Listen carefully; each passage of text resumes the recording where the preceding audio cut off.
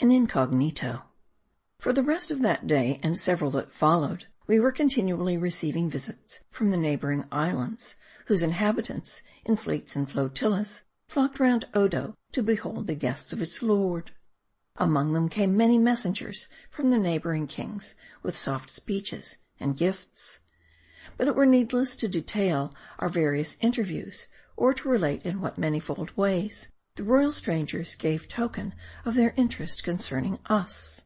Upon the third day, however, there was noticed a mysterious figure, like the inscrutable incognitos sometimes encountered, crossing the tower-shadowed plaza of assignations at Lima.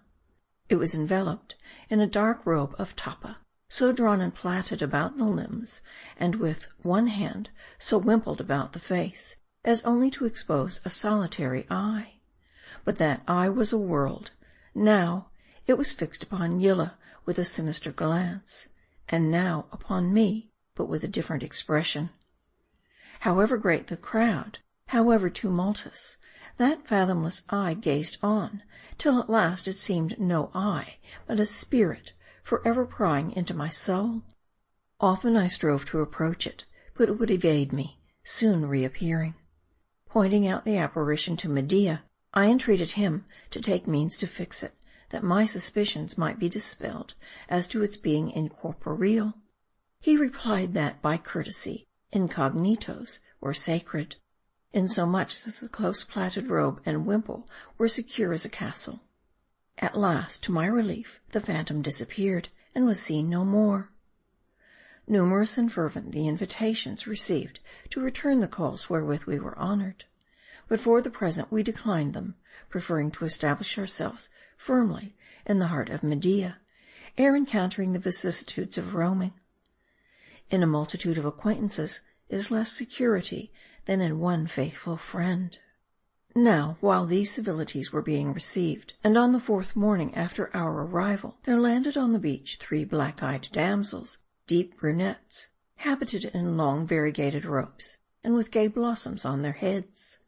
With many salams, the strangers were ushered into my presence by an old, white-haired servitor of Medea's, who with a parting congee murmured, "From Queen Hautia," then departed.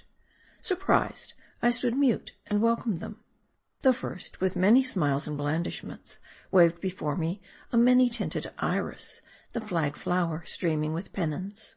Advancing, the second then presented 3 rose-hued, purple-veined Circe flowers, the dew still clinging to them.